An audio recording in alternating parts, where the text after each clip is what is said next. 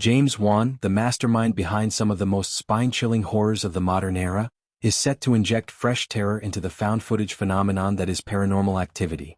With his production banner Atomic Monster now fused with Jason Blum's Blumhouse, a powerhouse merger of two titans in the Fright Factory, the 8th installment in this groundbreaking series is poised to haunt theaters once more, backed by Paramount's co-financing muscle. Wan's involvement isn't just a celebrity cameo in the credits. It's a deliberate evolution, promising to honor the franchise's roots while pushing the boundaries of what makes the unseen truly terrifying. In an industry where sequels often recycle jump scares, this collaboration signals a rebirth, one that could redefine low-budget horror for a new generation.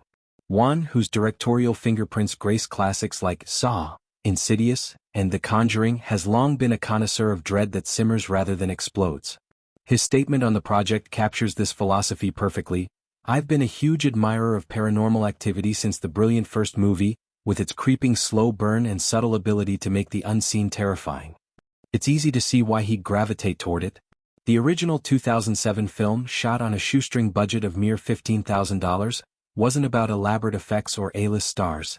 It was about the mundane made malevolent, a couple's home security camera capturing poltergeist pranks that escalate into existential horror. That slow burn Wan praises? It's the sound of footsteps creaking upstairs when no one's home, shadows flickering in the corner of the frame, whispers that could be wind or warning.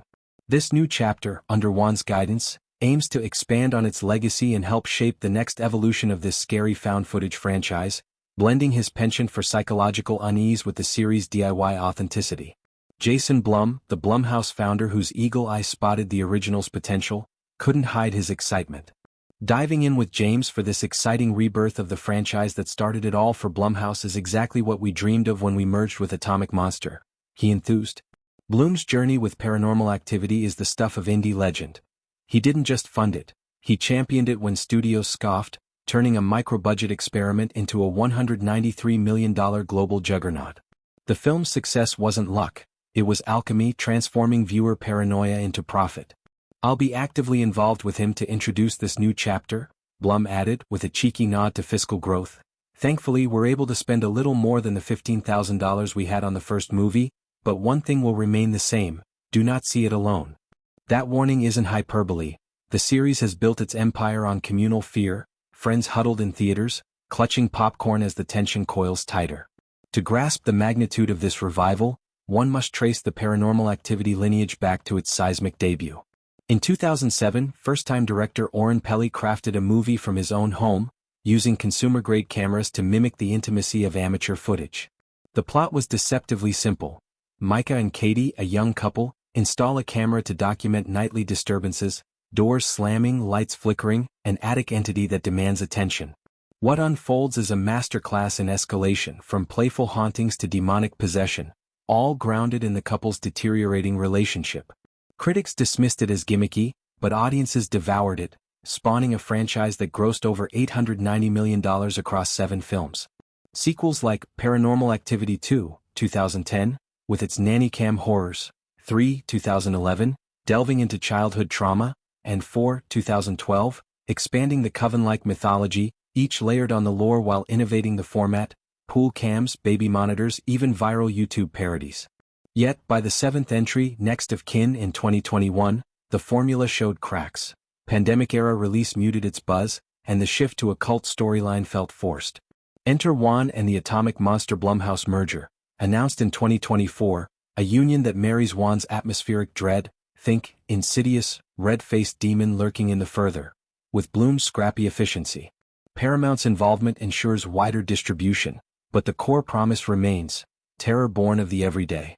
Imagine a 2025 Paranormal Activity where smart home devices betray their owners. Alexa whispering incantations, Ring doorbells capturing spectral visitors, not as high-tech spectacle, but as extensions of that original unease. Wan's track record suggests he'll amplify the subtle, elongated silences punctuated by a child's giggle from an empty room, or a family's vlog turning confessional as possessions mount. This project arrives at a fertile moment for horror. Post-pandemic, audiences crave escapism laced with relevance. Films like Hereditary and Midsommar proved slow-burn family horrors resonate. Wan's recent ventures, such as producing M3 Jin, 2022's killer doll satire, and Insidious, The Red Door, 2023, show his adaptability, blending scares with social commentary. Blumhouse, meanwhile, dominates with hits like Get Out and The Invisible Man, proving profitability and provocation. Their merger isn't mere consolidation, it's a creative fusion, pooling talents like Smile 2 director Parker Finn or Barbarian auteur Zach Kreger for cross-pollination. For Paranormal Activity, this means potential crossovers, perhaps a Conjuring-verse nod, or Insidious-style astral projections invading the found footage frame. Critics and fans alike will scrutinize how one evolves the unseen. The original's terror lay in implication. What lurks off-screen?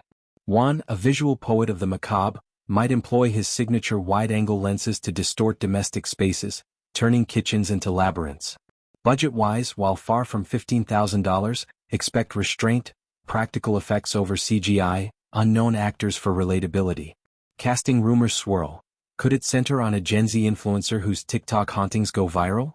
Or a remote worker whose Zoom glitches reveal more than bad Wi-Fi?